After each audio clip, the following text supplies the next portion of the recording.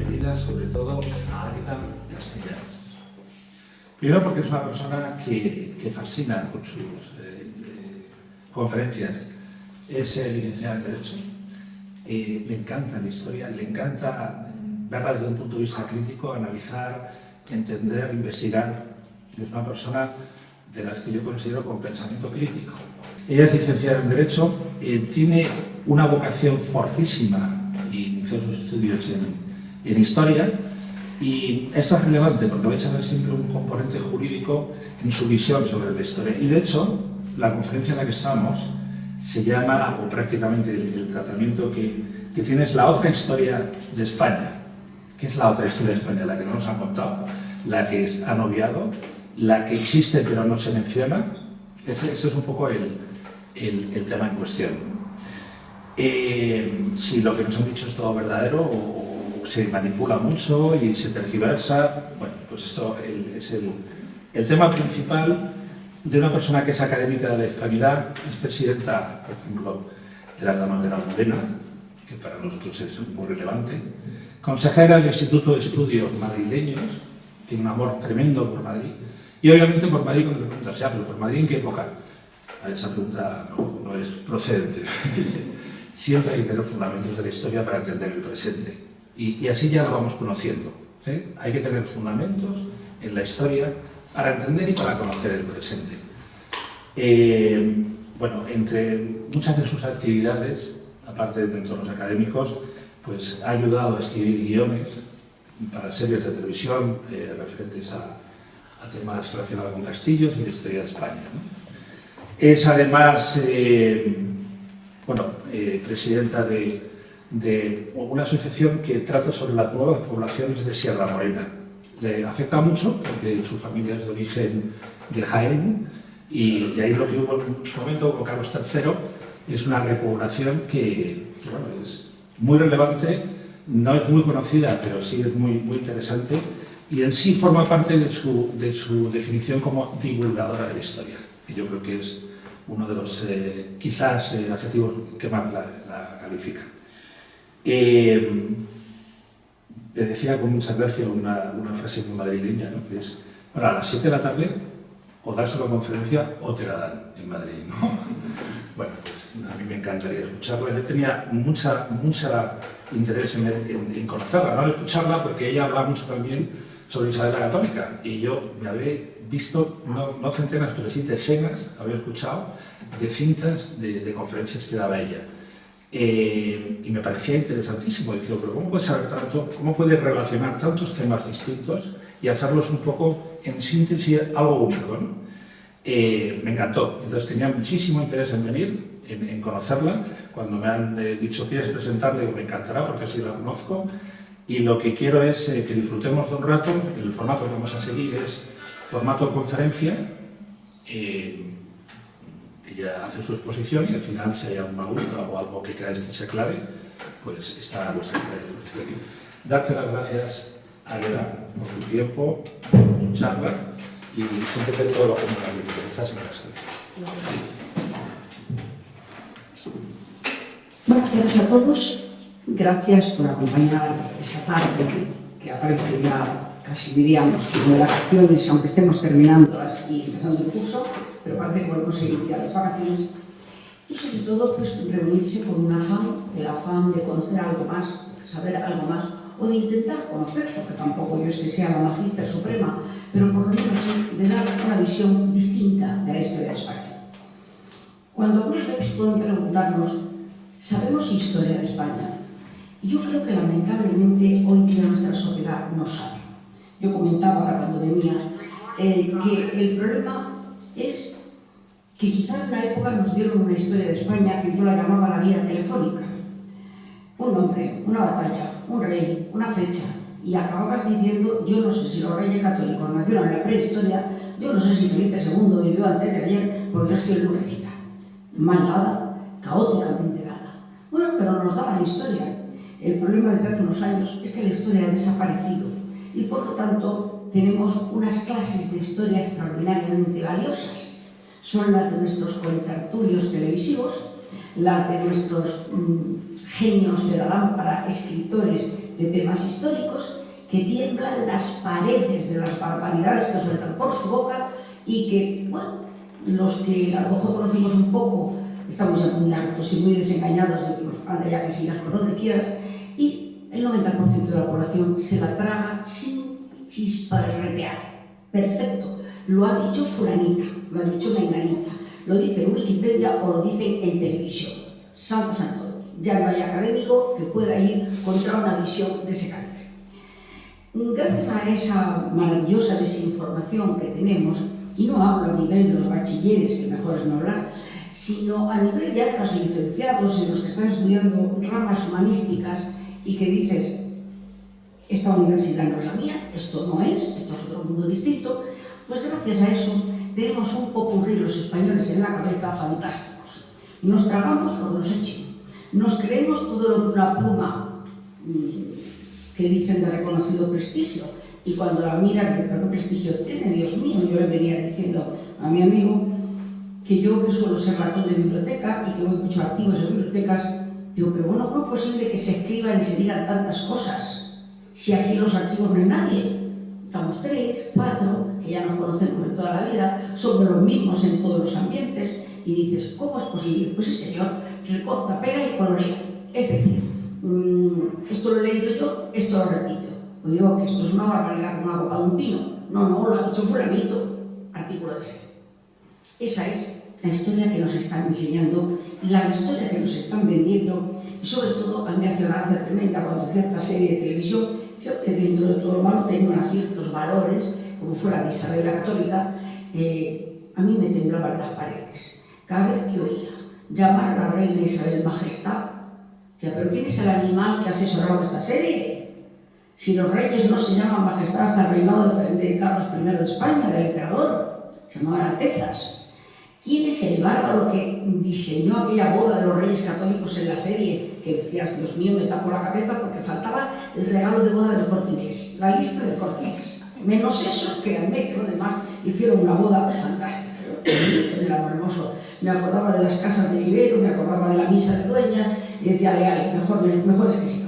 Y además la gente te decía, estoy encantada, qué bonita es la serie. Y entonces yo, con el natural cinismo que los años te dan, decía, pues hija mía, para mis adentros, yo no te echo abajo tu ilusión, sigue oyendo tonturas. Y efectivamente se envenenó la sociedad y se sigue envenenando.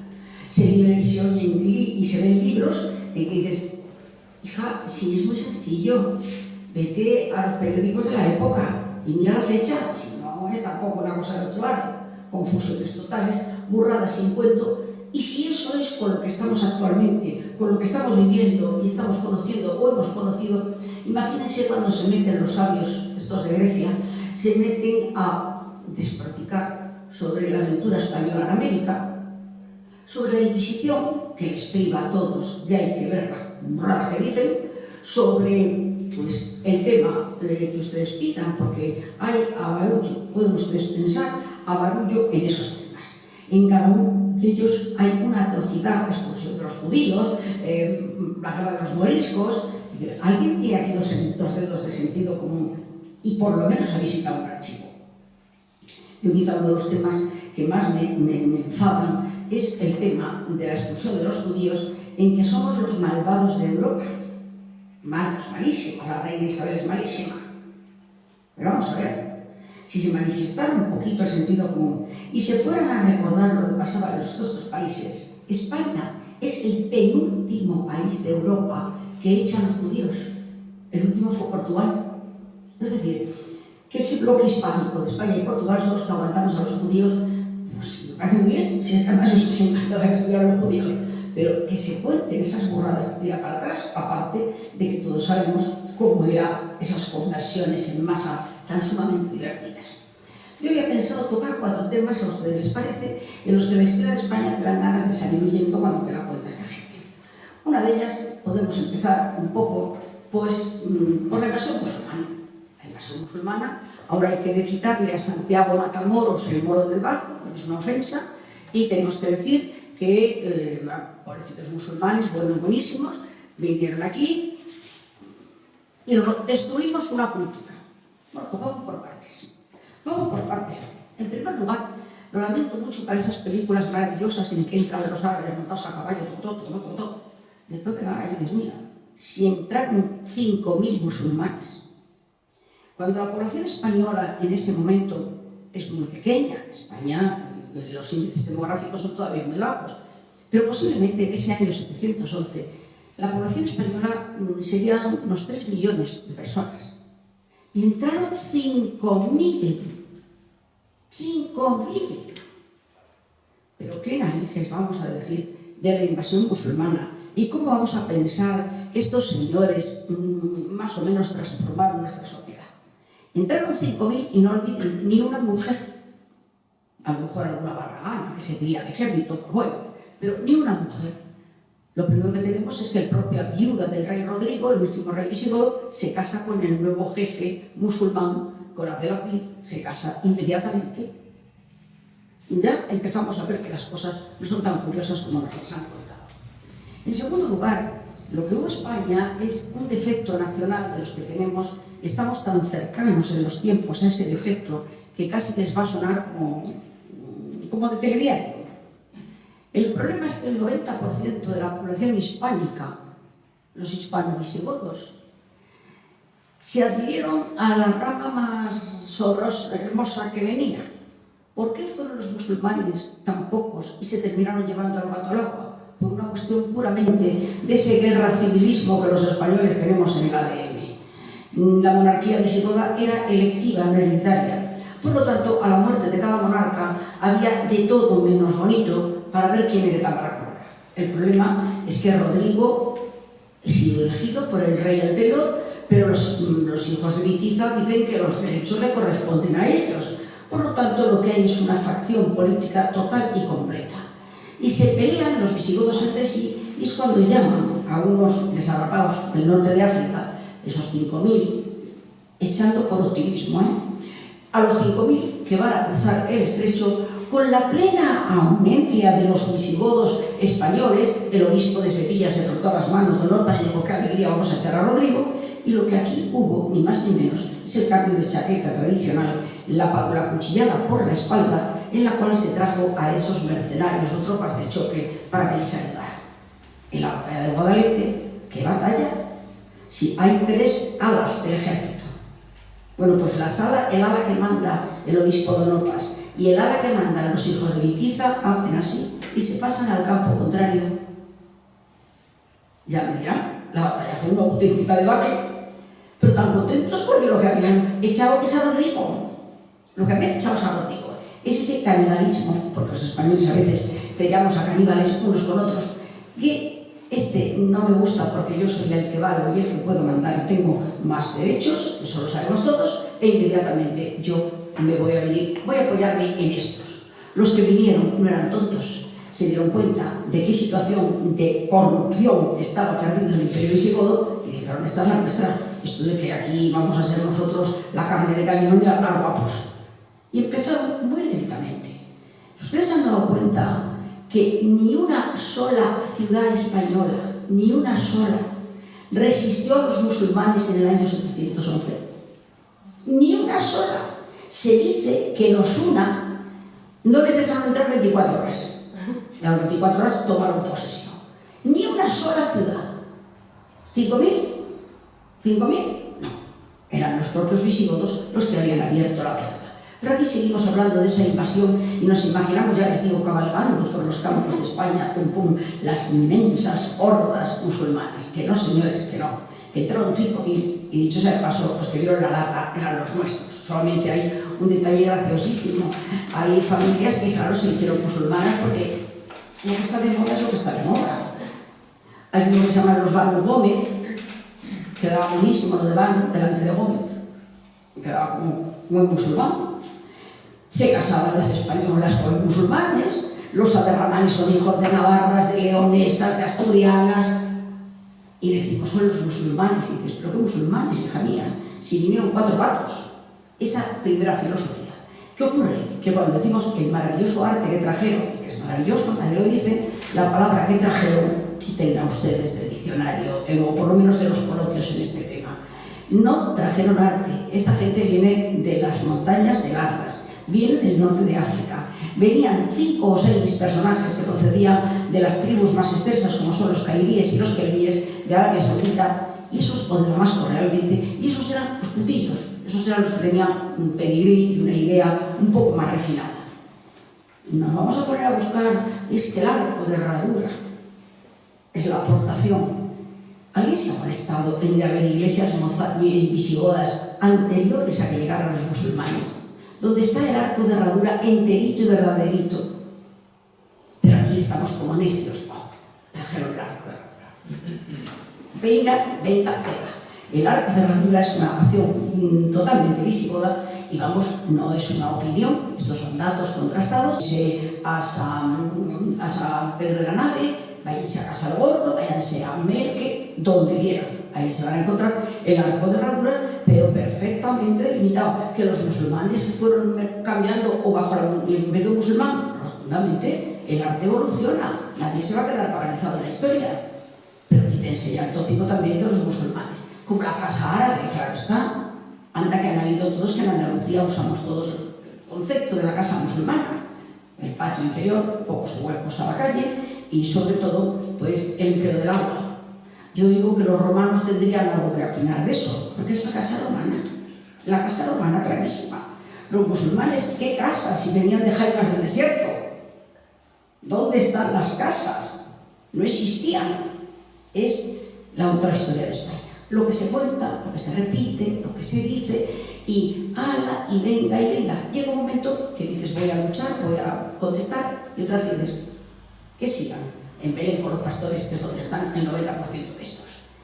Es una aportación en la arte, la cultura musulmana, que existió, nadie lo duda, pero la cultura hispano-musulmana, la cultura andalusí, que es un 70% de cultura hispana y por otra parte un 30% de cultura islámica.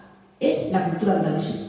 Aquí no hay más que mirar los versos de los poetas andalusíes, que son una maravilla, y te relatan las noches al lado, relata uno precioso, cuando fue desterrado de Egipto, las noches maravillosas que recordaba al borde del Guadalquivir, con el vino en la mano. El vino muy musulmán.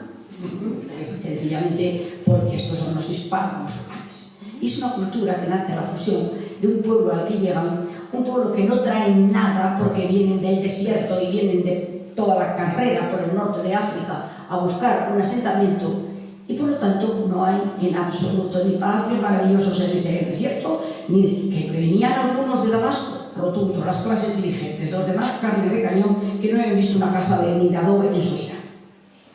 Vamos a quitar los tópicos del arco de herradura, de la casa árabe, etcétera, etcétera, porque estaba muy anterior a lo que estos están contando. Vamos a otro tópico que también lo van a relatar ustedes 200 veces. Los judíos, que eran malísimos y para unos y buenísimos para otros, claro está, son expulsados por el decreto del 31 de marzo del año 1492, año glorioso, porque se acaba el día 2 de enero la toma de Granada. El día 12 de octubre se descubre América y en medio tenemos la expulsión de los judíos. Las leyes judaicas en España tenían un problema genial. Son muchísimo más amplias, más cómodas y más benevolentes que las que se le aplicaban para los cristianos viejos. De tal forma que hay una carta interesantísima en la cual le dicen a la reina, con una dureza de aupa, los castellanos no se las tenían tiesas, vamos, a que se pusiera por delante, y le dicen, más parecéis reina de judíos que de cristianos, queriendo decir los privilegios, queriendo decir las exenciones fiscales, queriendo decir que tienen su propia juez, su propia jurisdicción, su propio, entre comillas, código, sus propios delitos tipificados. Y claro, los castellanos, de verdad, los cristianos viejos, están hasta las narices de lo que está ocurriendo. Ellos son los marginados. Y se le ofenden y le dicen a la reina, más parecéis reina de judíos que de cristianos. Cuando Isabel tiene que expulsar a los judíos, se encuentra con un problema. En primer lugar, una revuelta interior de Castilla que está de los judíos hasta aquí. En segundo lugar, dos otros acontecimientos más o menos novelados, pero que existieron, de muerte que los judíos dieron alevoso a algún niño y a alguna muchacha. En tercer lugar, algo tremendamente grave, que era la quinta columna que suponían en España. Como los judíos tenían dinero, tenían los resortes, por ejemplo, de la medicina, de la farmacopea, tenían el resorte de la banca, y por lo tanto eran gente que había que andarse con un cuidadito que para qué les cuento. Tocarlos no era fácil. La reina tuvo que dar un paso muy valiente porque tenía enfrente a los castellanos, y al decir castellanos era Castilla entera, España entera, a los castellanos que estaban hartos de lo que estaba pasando. Pero que la reina no tenía ningún antisemitismo, sus médicos eran judíos, su banquero y tesorero real era Luis de Santa Ángel, que era judío. Cojan ustedes todos los personajes de la corte y se encontrarán que ¿quién no tiene unas gotitas de sangre judía en sus venas? Su marido, el rey Fernando el Católico, era nieto de Inés de Ayala, una judía. Vamos a pensar en ese antisemitismo en que los reyes más o menos son malísimos y los condenan. Se les dio la opción de que se convirtieran. Y si se convertían, se quedaban absolutamente en España, con todas sus tierras, con todos sus bienes, etcétera, etcétera. La gran masa judía se quedó en España. Hasta tal punto que yo todavía en un documento del archivo de Santo Domingo el Antiguo de Toledo me encontré como en el siglo XVII, 200 años después, más, sencillamente se reconoce que se va a fundar una hermandad o cofradía, llámenla como quieran, que se va a llamar de Santa María la Blanca, con sede en Santa María la Blanca, que era la antigua sinagoga. No se molestaron ni siquiera en cambiar el sitio. Y ahí se va a llamar la cofradía de Santa María la Blanca de judíos conversos. Si se seguían convirtiendo en el 17, ¿dónde está esa racia monumental y monstruosa que se hizo en a finales del 15 y primero del 16? ¿Dónde está? Que no la vemos. Sencillamente no existe. No existe. Que alguien se quiso ir rotundamente y que al que se quiso ir le dejaron que se llevaran sus enseres personales, aunque es cierto que el oro y la plata no. Hubiera sido, imagínense, que un banco hoy día, las grandes bancas mundiales, se llevaron a otro sitio el oro y la plata, el dinero en metálico. Hubiera sido la debacle y el crack más brutal de la economía castellana. No hay esa persecución. Es que no la hay ni existió en ningún punto. Hay una frase que se ha atribuido y que parece que es cierta a Erasmo de Rotterdam, personaje muy controvertido por otras cosas, que en un momento en que le dijeron que viniera a dar un curso a la Universidad de Salamanca, era muy frecuente venir a hacerlo, dijo una frase: no piace España, no nos gusta España. ¿Qué pasa? ¿Por qué no le gustaba España? Parece ser que adujo que había demasiado judío. Parece ser que adujo que había demasiado ventajas para los judíos. La reina sabía que estaba en un polvorín. Si no decreta la expulsión de los judíos, posiblemente hubiera habido alzamientos en las ciudades que veían como los judíos están absolutamente protegidos.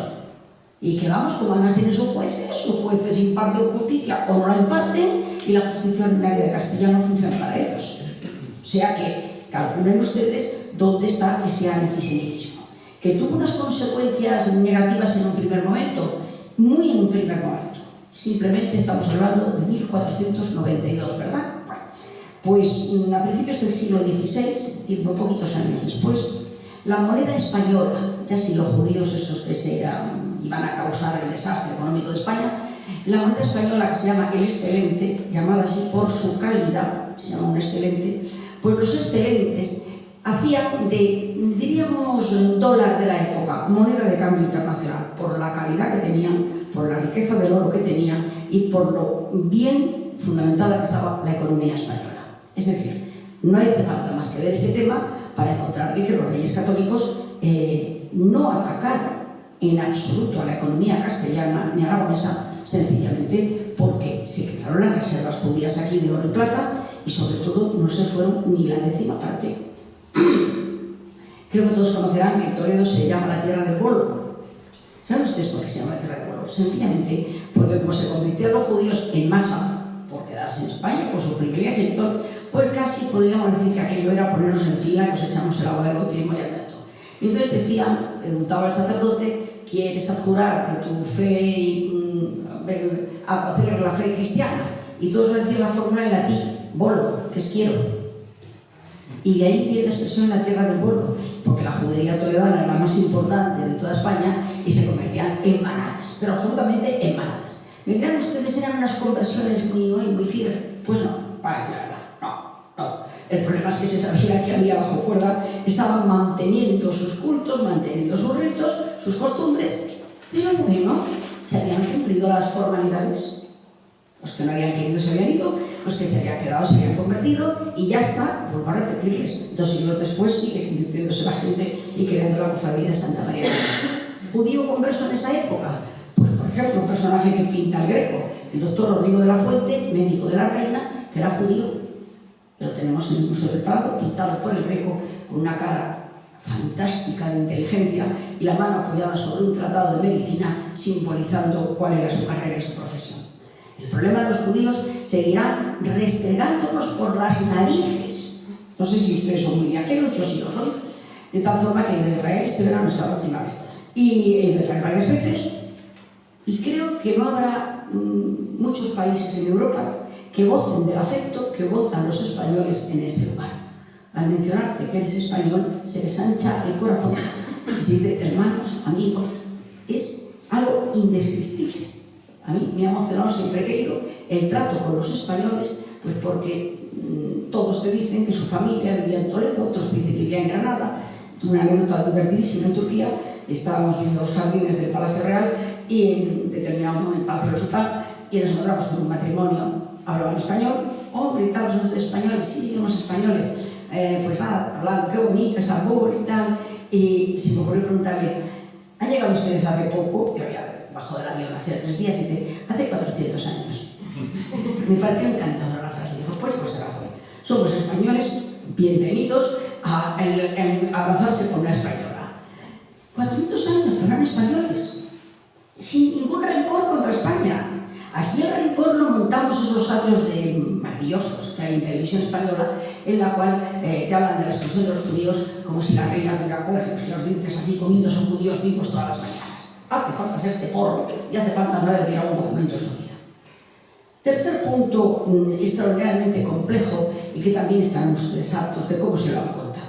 El Tribunal de la Santa Inquisición. Parte de mi doctorado fue la Inquisición y por lo tanto me permito conocer un poquitín de la Inquisición.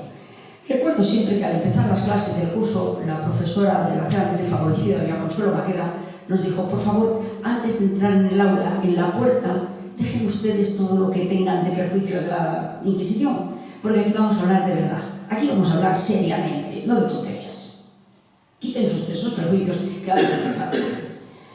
En primer lugar, se forman los sabios de Grecia estos una complicada empanada mental. Hay 2 inquisiciones distintas, la Inquisición que se llama medieval y la Inquisición que se llama renacentista. La medieval, como su nombre indica, es del siglo XIII, XIV, y es una Inquisición que funciona sobre todo en un problema de las guerras europeas.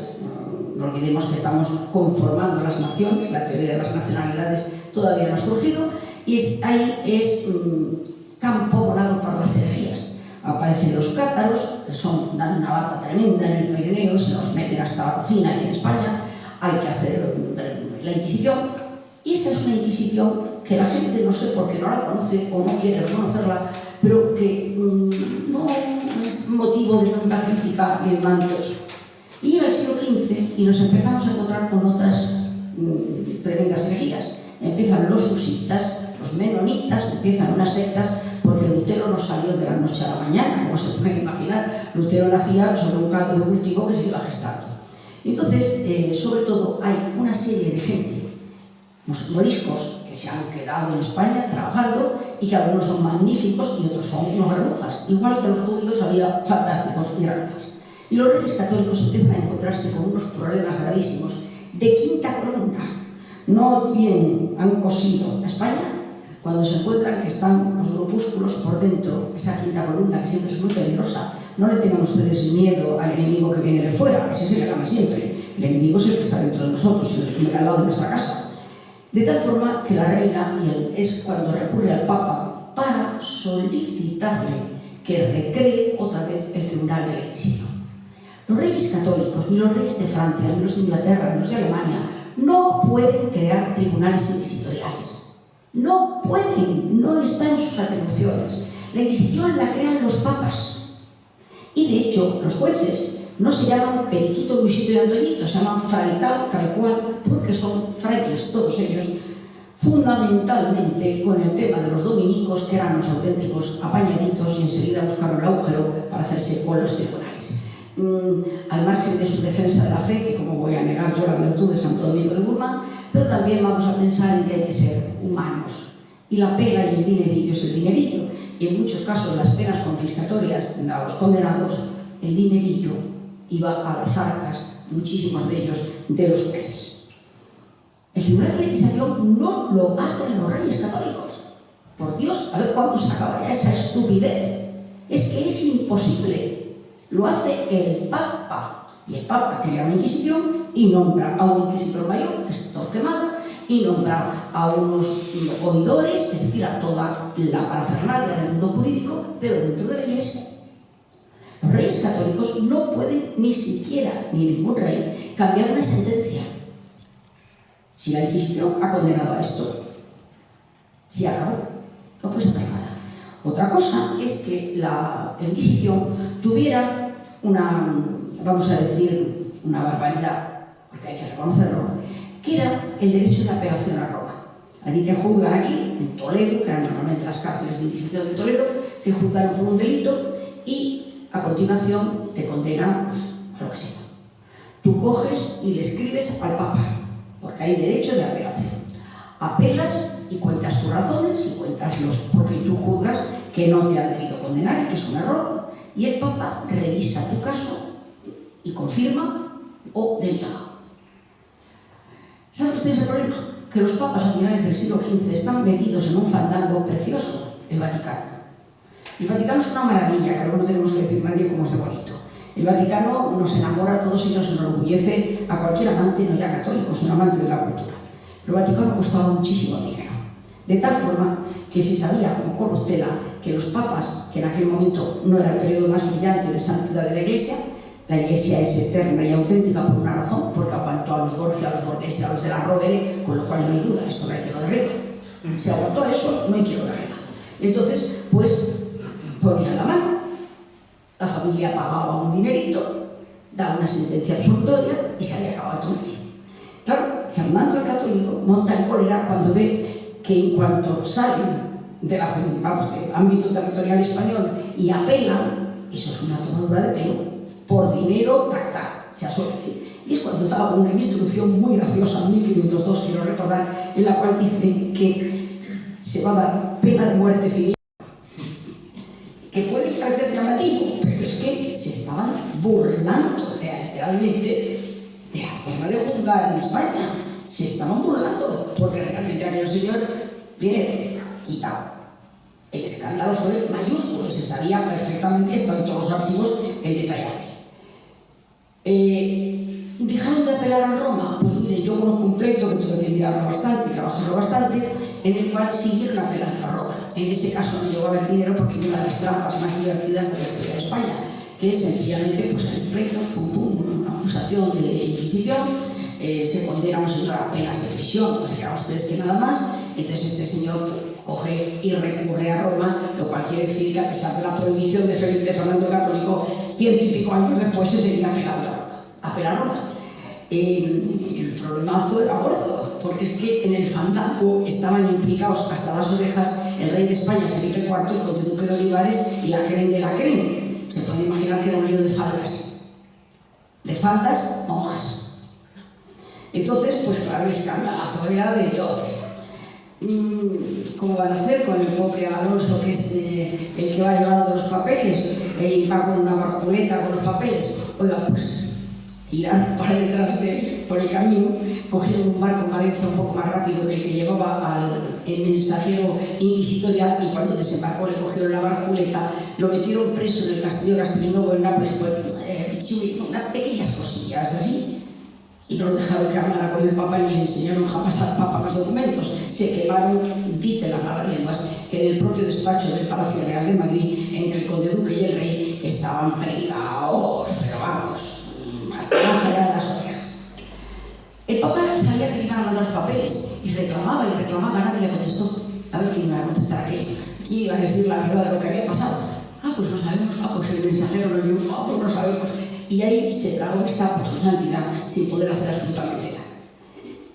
La imagen de la Inquisición, como ven ustedes, ya empieza a perfilarse de manera distinta.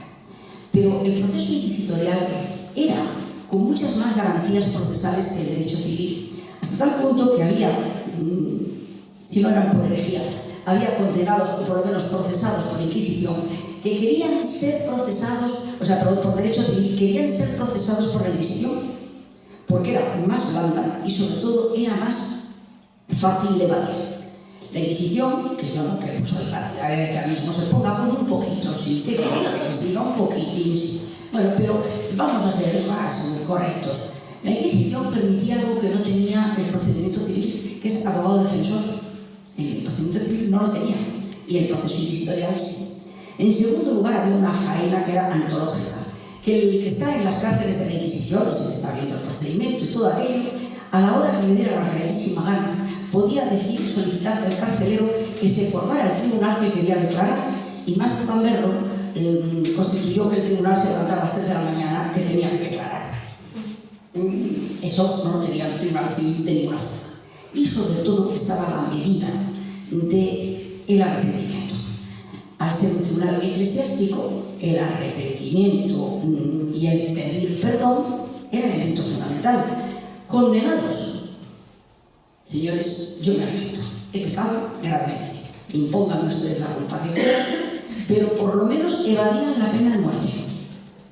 Simplemente ya con el arrepentimiento ya no hay pena de muerte.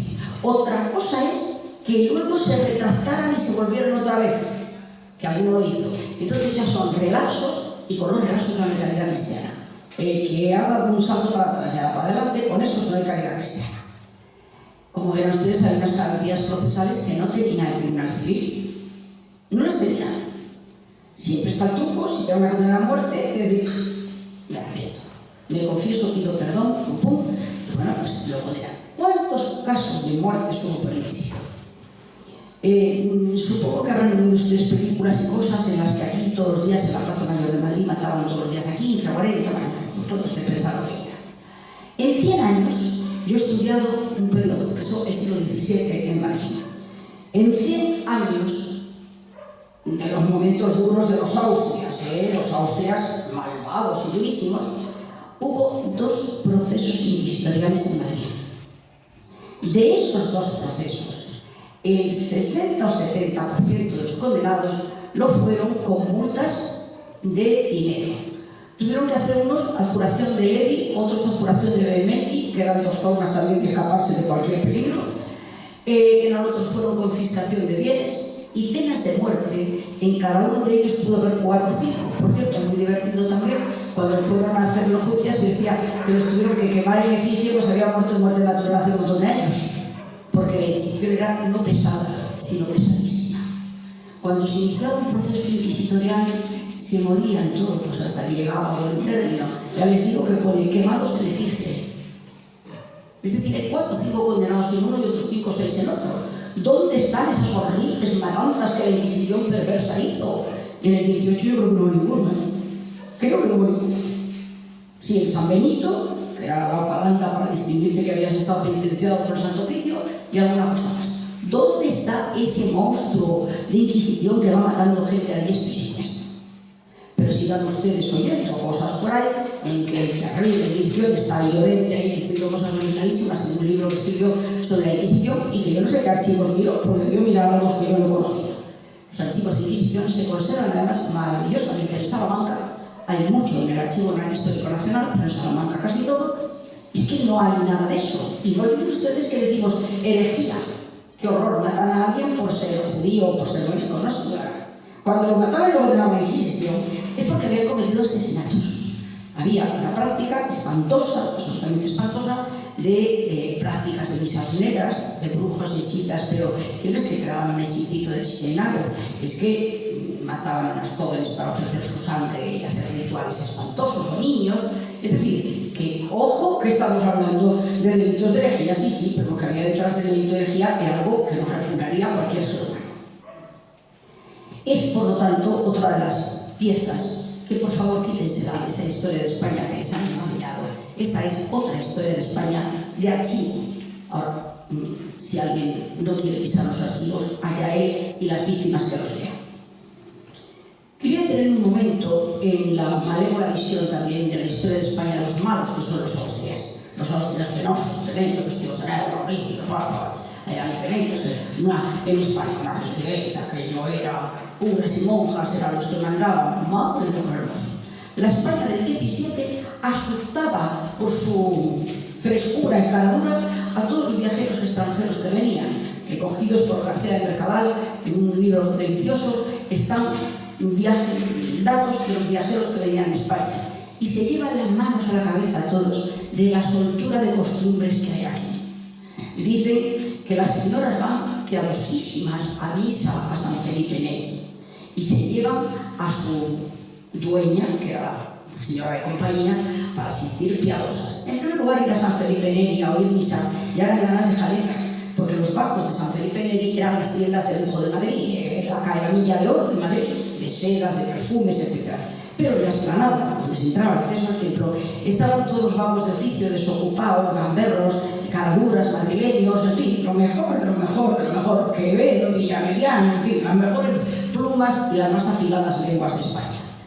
Ya de aquello era un paseillo delicioso pasar entre los caballeros y oír, algunos no serían muy académicos los piropos, pero claro, la piadosa dama, dice uno de los viajeros holandés, dejaba a su dueña en la puerta, porque no tenía dueña, porque aguantaba el oficio religioso, y dice que la iglesia tenía la puerta por detrás y que la señora entraba por delante y salía por detrás a encontrarse con quien le diera la gana.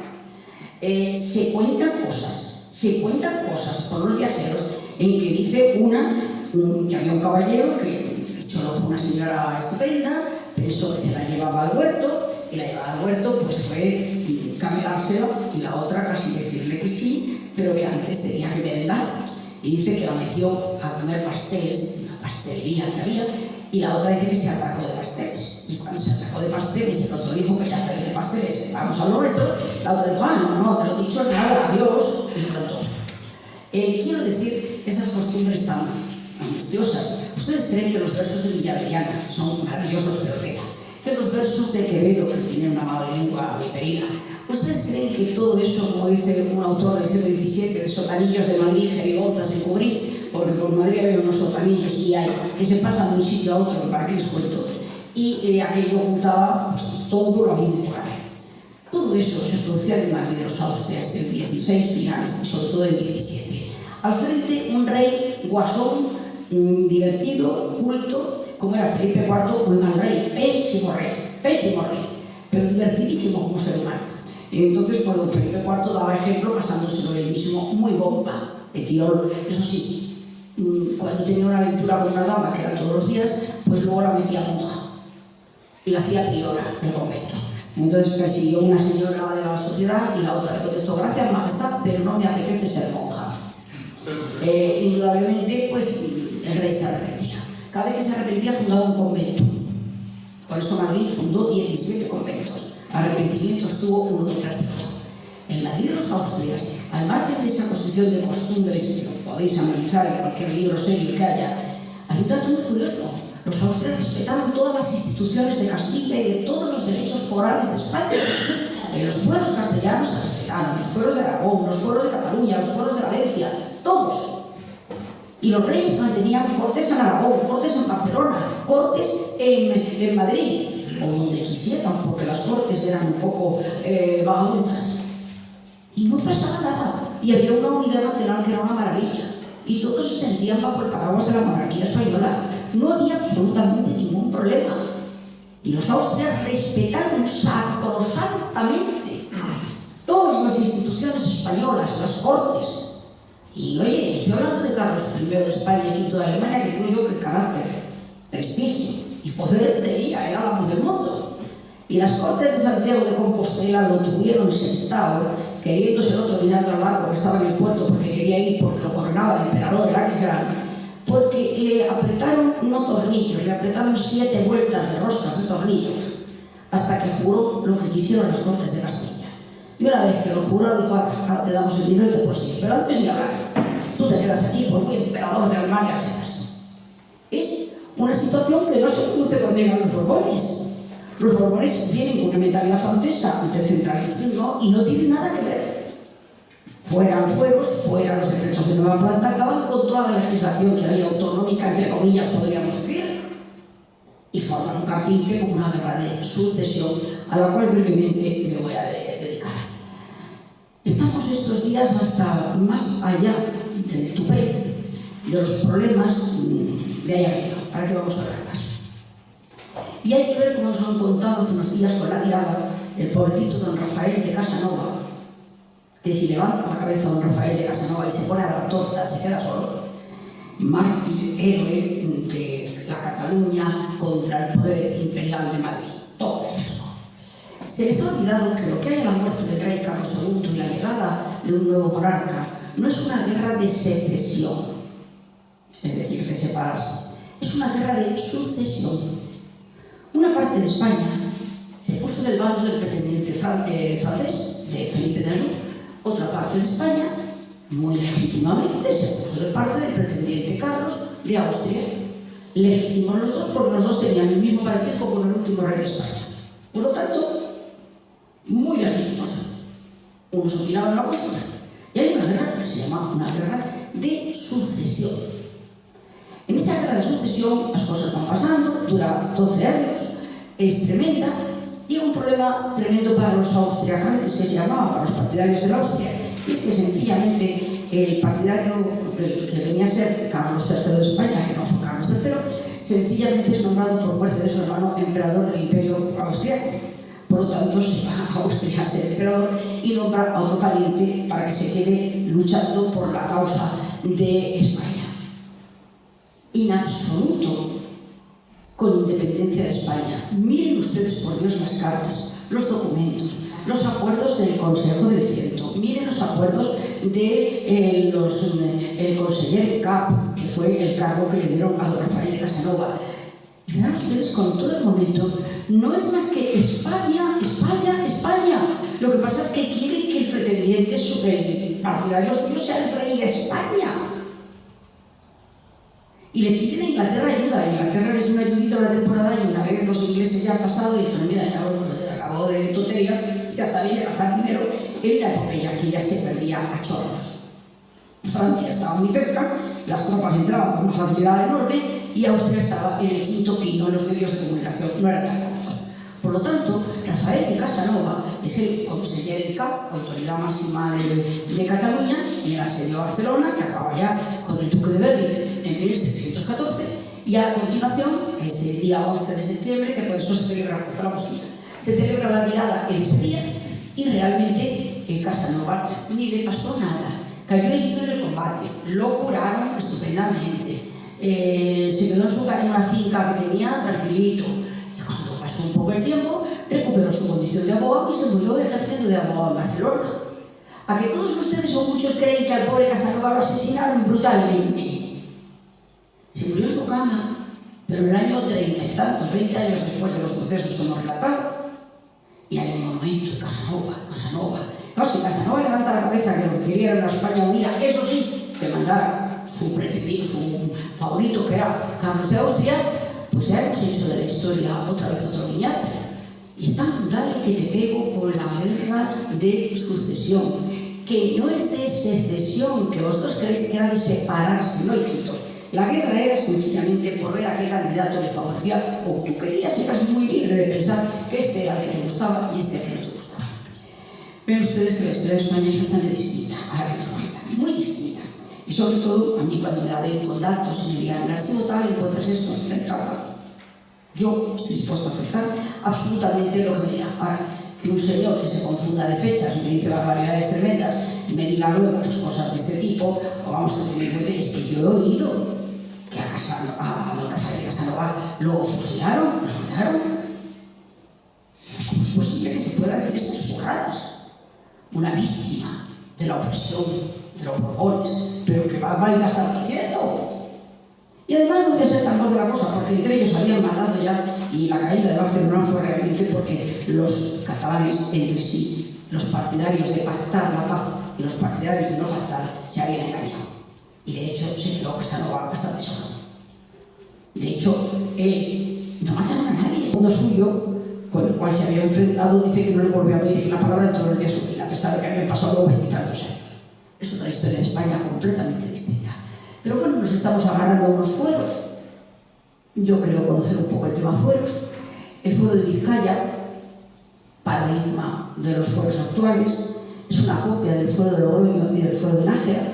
El de Vizcaya es del siglo finales del XIII, primeros del XIV, el de Logroño, el de Nájera, es de 1100 y pico. Y ahí estamos. No han protestado ni han pedido un derecho foral especial, ninguno. Rañosera lo tiene un poquito más antiguo, 824, el primer fuero de España. Tampoco he oído yo, y son muy amigos míos los de Rañosera, que se haya empezado a declarar República Independiente de Rañosera. No lo he visto, en fin, son íntimos amigos míos. Estamos hablando de unas tonterías y de un sacar a relucir el tema foral que me parece, y soy historiadora del derecho, una preciosidad. Los fueros hay que conservarlos como una joya, como se conserva el Códice Calistino, como se conserva, pero en vitrina y adorándolos, porque son la base de nuestros ordenamientos jurídicos. Son los primeros movimientos en decodificaciones del derecho español. Pero señores, es como si ahora decimos que es tan bonito montar el burrito, que vamos a ir a Barcelona en burrito.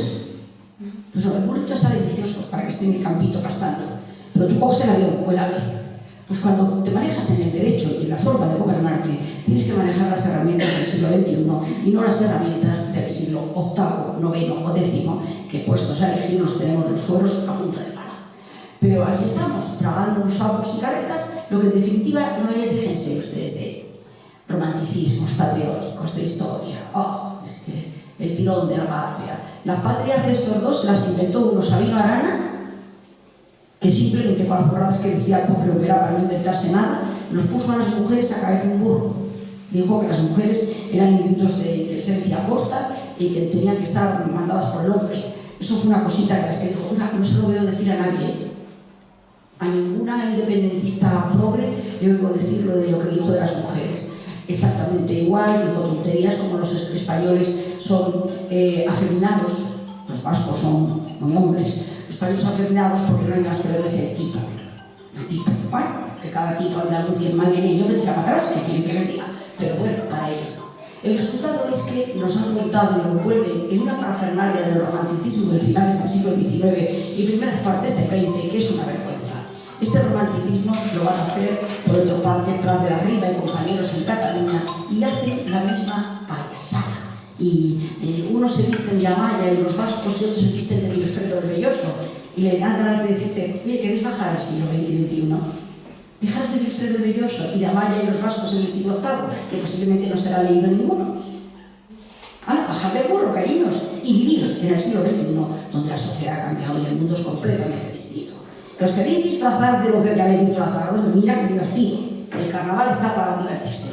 Pero no lo mezcléis con la historia. Y que un Prat de la Riba haya creado el movimiento nacionalista catalán y un Sabino Arana, que es un descerebrado, se haya creado el movimiento nacionalista vasco, dices, madre mía, ¿en qué manos está el caldero?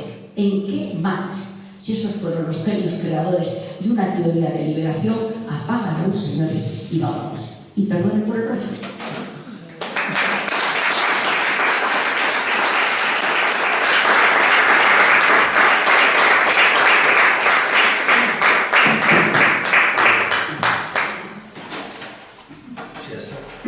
Si a esto le llamas rollo, te puedes enrollar todo lo que quieras.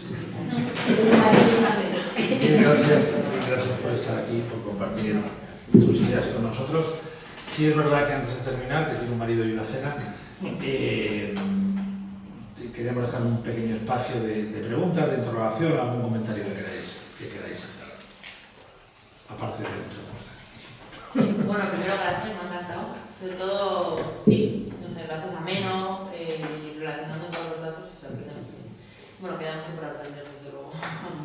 Quería preguntar de lo de la primera parte que has hablado de los musulmanes, que es verdad que se dicen muchas cosas de tradiciones o influencia que han tenido en España y en nuestras costumbres, y has dejado caer como que realmente no es así, ¿no? Pero no me queda claro, o sea, entonces todo es mentira, por así decirlo, qué cosas realmente dejaron, por ejemplo, en el protocolo de la mesa, de la higiene, de las matemáticas. Todo eso. La presencia te está refiriendo, supongo, a Ciria, el gran personaje que introduce en el siglo IX, bajo el reinado de Román II, introduce la servilleta, el vestirnos de claro en verano y en invierno en oscuro, introduce el arte del tenedor, no se comía con tenedor, luego el Marqués de Villena era su arte cisorial, pero Ciriac es el gran visir, un personaje además que era músico, político, un personaje muy curioso. Yo he dicho la frase, la repito, que entraron 5.000. 5.000 personas, lo siento mucho, a pesar de que la población española era pequeña, no pueden cambiar mucho. Que la sociedad evolucionó, que algunas cosas traían, se quería negárselo. ¿Sabes lo que trajeron fundamentalmente? El aprovechamiento del agua. La razón es muy clara. Ellos viven en zonas muy desérticas, viven en unos lugares donde el agua no es precisamente la panacea. En España, al lado de ellos somos, vamos, los chorros del oro. De tal forma que sí enseñaron esa filosofía que tenían del aprovechamiento del agua. Todo lo que veáis de las grafías, por ahí, las grafías que ahora dicen por eso, las norias, todas esas cosas, es aprovechamiento musulmán, porque el árabe sabe que el agua es oro, y eso entonces llovía más, pero que hay que aprovechar. Todo lo que es regadíos son ideas musulmanas, traídas por una gente que vive en el desierto, que arranca de los desiertos o de los pedregales más inhóspitos, del Atlas y del Rif, y que por lo tanto tiene que aprovechar hasta la base. Eso es característico. Otra cosa que tuvieron es indudablemente el tema, pero ya hay que hablar que estamos en un siglo después, el tema de la astronomía. Los estudios de astronomía se hacen en Córdoba, en la Madrasa de Córdoba, muchos y muy buenos, en Sevilla también, Toledo también tuvo unos magníficos estudios, de tal manera que hacen un conocimiento de las estrellas que los europeos, los cristianos, no teníamos, porque en el mundo cristiano el estrellero, que se llamaba, estaba muy mal visto. Un señor que mira las estrellas pensando si va a cambiar el tiempo o si este va a girar, lo que es puramente física, astrofísica, pues que era un señor que estaba, bueno, en tratos con el demonio, de tal forma que se llamaba popularmente los estrelleros, y a eso se les perseguía de una forma terrible. Y eso sí que los árabes, con una mayor libertad en el tema de que no estaba considerado mal, esos aportaron ese tema. Exactamente igual que la medicina.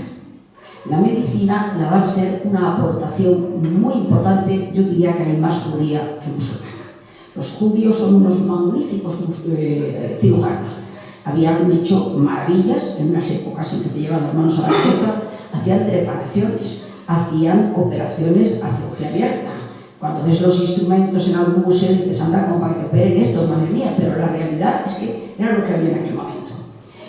Aportan una serie de conocimientos, sobre todo, os digo, astronomía, el cultivo de la tierra y el agua, el castellano, con lo que caía del cielo, y la meseta castellana y el trigo era lo fundamental, el tomate de la huerta, no, tomates no había, pero en fin, algo de la huerta modesto, y no se preocupaba de más. Y ellos sí. Ellos lo que dan es una aportación, por eso hay una guerra. En cuanto llegan a España, llegan 711, en 840 y tantos, se forman el cisco padre entre los musulmanes, porque astutos como el demonio, cuando se repartieron España, lógicamente, los cailíes y quelvíes, es decir, las tribus importantes, y que eran los que venían de Arabia, más finolis, más familias más aristocráticas, se quedaron, qué tontería, con la Vega de Valencia, con las Vegas de Guadalquivir, con el Valle del Ebro, en fin, tontitos.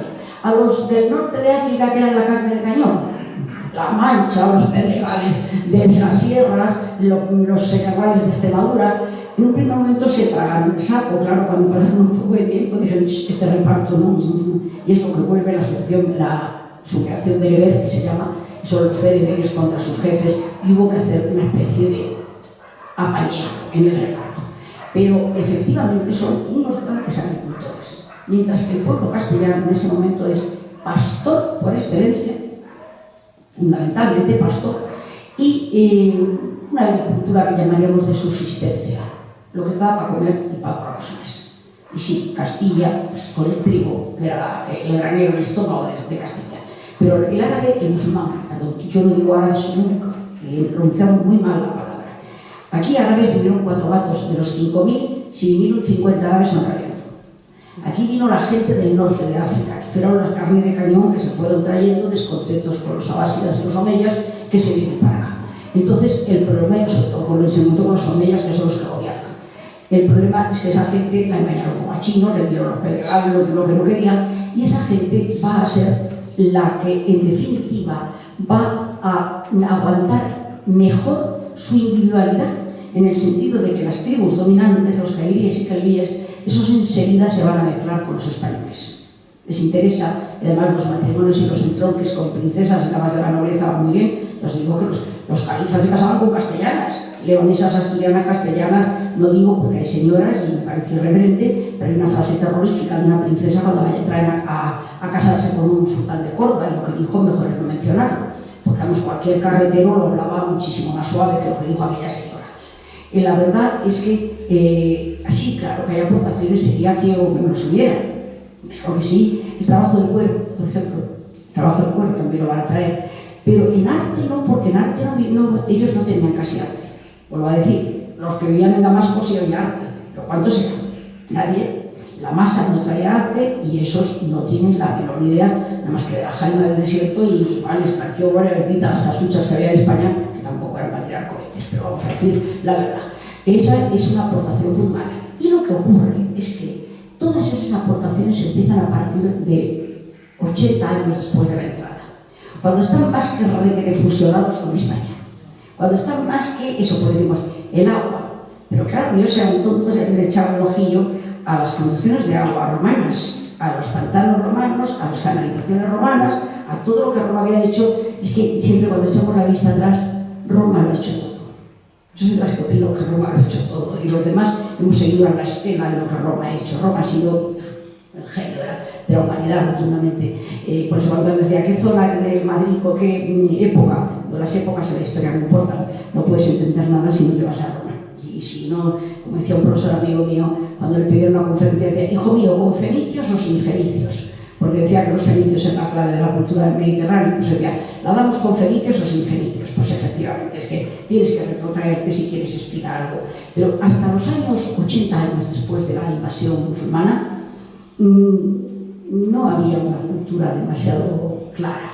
Sí, a partir de esa época, ya fusionados perfectamente con los españoles, es cuando hacen la aportación de los regadíos, se hace la aportación, la cultura del vino, y ellos no lo pueden beber, pues andan a montar una cultura del vino en España, ¿y para qué? La cultura del vino, la cultura, por ejemplo, de la astronomía, la cultura de las universidades, no se llamaban universidades, se llamaban las madrasas. Las madrasas, aunque eran coránicas, fundamentalmente de tema coránica, pero también tocaban temas civiles, derechos sobre todo. La pregunta que hay que hacer es, en momentos críticos de la historia de España, se dice que ha habido como intervención divina. ¿Qué ha habido? Que ha habido como intervención divina. Entonces, por ejemplo... España es el único país, no olvidéis, que le ha hecho un monumento al diablo. Yo no sé si es que nos sentimos muy identificados con el demonio, o que el demonio debe estar tan asustado los españoles que han dicho, anda ya, yo no quiero saber nada de vosotros. Por el menudo lío y menudos problemas que causáis. Intervención divina, muchas veces, yo soy creyente profunda, claramente, no tengo que disimularlo, y la intervención divina yo espero que esté en todos los actos de nuestras vidas, porque si no esto sería una catástrofe. Pero intervención divina puede ser por la aparición en la cruz del puente Bilbio con Constantino, en el Oxino Vinicis, o puede ser la intervención divina pues, en esa luz que dicen que se ve cuando va Rodrigo de Triana en lo alto de la cofa del barco, y hoy se ha demostrado que a la altura que iba el barco, a la altura, punto geográfico en que el barco se situaba cuando se ve la luz, es imposible ver la luz por la redondez de la Tierra. Imposible. Ni era un foco ni un faro, era una luna. Por lo tanto, eso se ha dicho que es un milagro, porque no hay posibilidad. Sabemos a qué distancia, en qué momento estaban, porque sabemos lo que tardaban en avanzar la nave. Y calculando que se ve la luz a esta hora, porque lo cuentan Colón, y calculando a qué hora llegan a desembarcar, sabes en qué distancia estaban. Y en esa distancia todo el mundo está de acuerdo que no se puede ver una luna. Me refiero a los hechos de, por ejemplo, las Navas de Tolosa, el pastor que dirige tal. Luego en la Covadonga dicen que Sergio Matamoros intervino. La batalla de Brunete también. Bueno, Dios y mi pueblo arquitecto, yo creo que está Dios detrás de todo. En el caso de la batalla de las Navas de Tolosa, tema que es mi discurso de ingreso al Instituto de Estudios Jienenses, del cual soy también consejera, pues es mi terreno. Yo tengo una finca exactamente pegada al lugar de la batalla. Exactamente es una providencia, indudablemente se dice que cuando Domingo Pascual, el portaestandarte de la catedral, pasa con el estandarte de la cruz y está cruzando en línea de moros y sin embargo las flechas le van y ninguno le da, pues que se interpreta como un signo. De hecho, luego se levanta una ermita a la Santa Cruz allí, hoy transformada en la iglesia parroquial, donde se dice que es el momento que quisieron guardar esa cruz a decir, esta ha sido un milagro auténtico y palpable. También hay que pensar muchas veces que Dios se vale de los hombres, como es lógico. En el caso de las Navas de Tolosa había un factor muy importante. Los musulmanes se creyeron muy potentes y tenían un ejército muchísimo mayor que el cristiano. Pero si conocéis dónde se da la batalla, en las Navas son pequeñas, son poblaciones de terreno, el sitio menos adecuado para mover un ejército grande. Es un sitio para mover guerrilla, para mover partidas. Las montañas, pequeñas colinas, lo hacen necesario, no puedes meter al ejército, vas al desastre. Y los musulmanes llevaban un aparato, bueno, por Dios, a ver, también se quita esa estupidez de los 60.000 moros muertos de Santiago y los 100.000 de la batalla, por Dios, si no había 100.000 moros en España, por favor. Es imposible. La batalla de las Navas es imposible que hubiera sido. Se acuerdo que se triplicaba o cuatriplicaba la población cristiana, que era muy pequeña, porque los cristianos llevaban las tropas de Aragón, las tropas de Navarra, las órdenes militares, que murieron los 4 maestres en el primer encontronazo, o sea que la cosa al primer momento fue muy dura, y llevaban también al obispo de Narbona, que es el único de los franceses que ha quedado. La verdad es que estos 4, y más las huestes castellanas, yo no creo que superaran los 9.000 hombres. Hay estudios bastante profundos del tema, y no creo que superaran 1.000. Que los árabes tenían 20 y tantos mil, seguro, seguro. Pero precisamente una de las ventajillas fue que estando en la sierra, dando una batalla en la sierra, un ejército grande no maniobra. No maniobra, tuvieron un factor sorpresa muy importante, porque claro, lo lógico es que los musulmanes los esperen por el mural, que es el camino.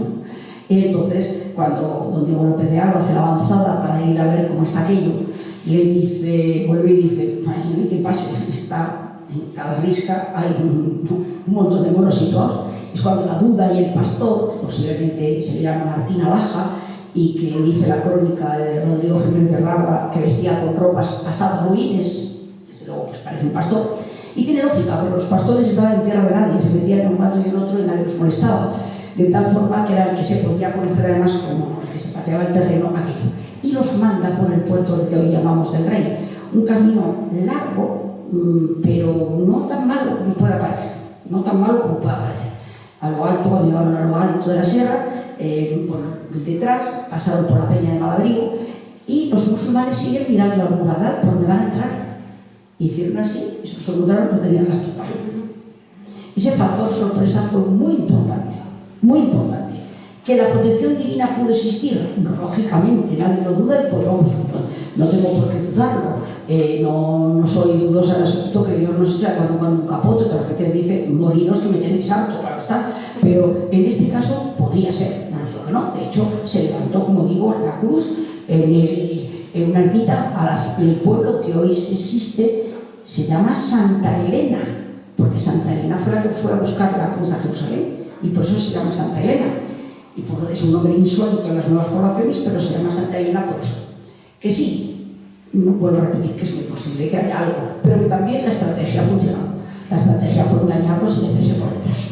El pastor nunca fue hallado, os lo diré.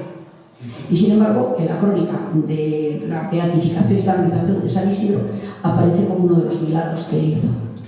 Porque no dice que no es un pastor, sino que es San Isidro Labrador. Gracias, un placer escucharos. Hace unos años estuvimos en Los Palmas de Mallorca viendo una exposición sobre la Inquisición, donde se hablaba de Torquemada, se daban unas cifras bastante altas y había unos instrumentos de tortura. Los museos de tortura. Entonces salimos de allí fatal. ¿Qué hay sobre esto? Quiero decir, porque claro. Vamos a ver, la Inquisición no repartió galletas, quiero aclararlo. La Inquisición tuvo un momento muy duro, es cuando lo crean, sencillamente porque es cuando tienen la quinta columna, como os he dicho, la revuelta total, los reyes católicos están aterrados, porque los tienen levantándole Granada, levantándole las alpujarras completas. Bueno, siempre decimos que la guerra acabó en 1492, ni hablar. En 1504 se produce la batalla de la Sierra Bermeja, que murió la flor y nata de la caballería española. O sea, que no estoy hablando de tiempo. Quiere decir que los cristianos, los reyes, están muy preocupados con lo que tienen dentro. Torquemada no era precisamente Santa Teresa de Jesús, esto hay que aclararlo. Y que posiblemente sí, pero quiero aclarar sobre todo los instrumentos de tortura, que estoy hasta las narices de los instrumentos de tortura. Se ha puesto de moda en Europa. Por donde vayáis a Europa están los dos museos en los pueblos, la cama de las torturas. Es que era una práctica en el mundo entero. Ni la Inquisición ni San Narices, era en el mundo entero. Para la justicia civil, la religiosa, en Francia, en Alemania. Y por cierto, pues ya hablando de países y de matanzas terribles, pues vamos a la noche de San Bartolomé, Xenofomanca en Francia, contra los hugonotes y los cristianos, los hugonotes son los protestantes, o vamos a la quema de brujas en Alemania, que en una noche creo que fueron 16.000 que cayeron. O sea que nadie estamos hablando, y os he dicho antes, no creo que haya que resultar la Inquisición. La Inquisición para mí tenía un problema, el secretismo. Como jurista, lo que más he hecho falta es que al procesado, ya condenado para que no se votara, pero al procesado no se le informara de por qué se le detenía, de por qué se hacía aquello, de por qué le iban a enjuiciar. Eso es lo que jurídicamente más repugna. Es lo que a mí me llama más la atención. Pero que se han hecho de Inquisición, sobre todo en el primer momento, en el momento de Torquemada, que es el duro, pero es que es el momento gravísimo de España. Es el momento que estamos con el agua aquí. Hemos conquistado Granada, pero de la Magdalena, pues aquello. No olvidéis que, vamos, ya digo, 12 años después, no queda un caballero cristiano de la nobleza que no muera en la Sierra de Bermeja, en la que está encima de Marbella, concretamente. Pues ahí, o ahí fuera de Dios es Cristo. Entonces, el problema, claro, es que hay que combatir aquello, hay que combatirlo. Que Torquemada no fue Santa Teresa, vuelvo a repetirlo, no fue Santa Teresa. Y que errores, muchísimos en muchísimos casos, nadie lo va a buscar ni nadie va a encontrar paliativos, pero que pasado aquel momento, la Inquisición luego no fue ni muchísimo menos lo que se ha contado. Eso de ninguna de las maneras. O sea que es verdad que siendo la Iglesia choca más, ¿no? Igual por eso también se le da tanto bombo, ¿no? O sea vamos a ver, quitaros el chip de la vida en el siglo XXI y el siglo XX. Eso es lo primero que nos tenemos que quitar. Hay el aldeanismo de juzgar a los hechos, a los hombres, a las situaciones del siglo XII, XIII, XIV, XV, con los hechos del siglo, los cánones del siglo XXI. Puede que dentro de unos años haya unos señores que se ascañan, repugnen y den ganas de volver de una cosa como la ETA, una cosa como eso, lo que dirán nuestros sucesores, lógicamente. No podemos juzgar con esos ojos.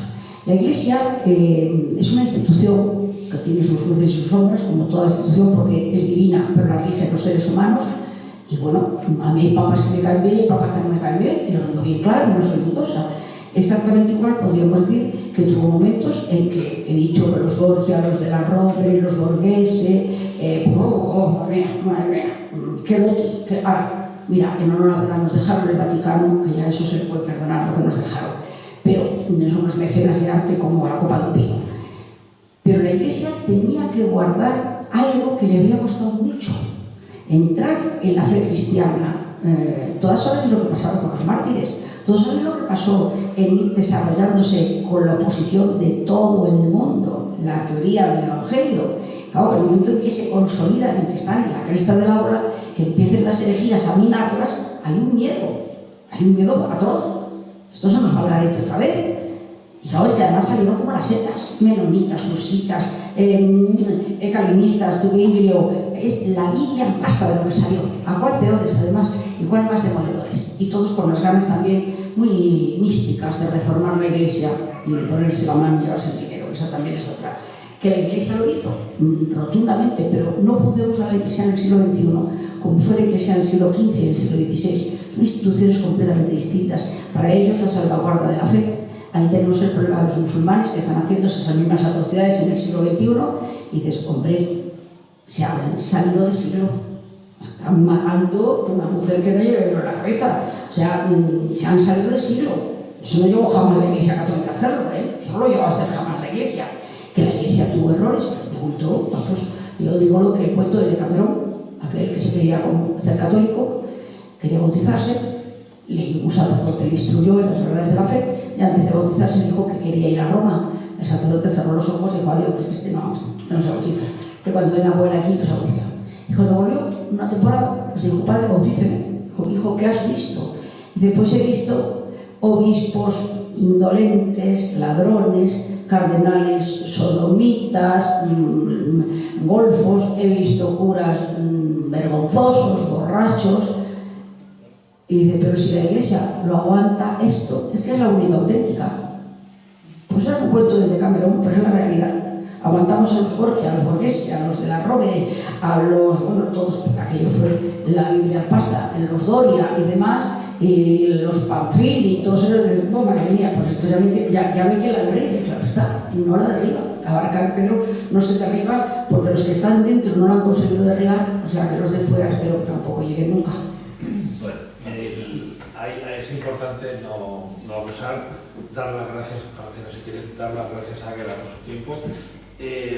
Yo lo que había escuchado de ella es que siempre te queda con ganas de seguir y que se puede tirar del hilo a la carreta, pero en cualquier caso, como parte de las conferencias un poco de humanidades de la Fundación, dar las gracias a ella por su generosidad, su charla y sobre todo su espontaneidad.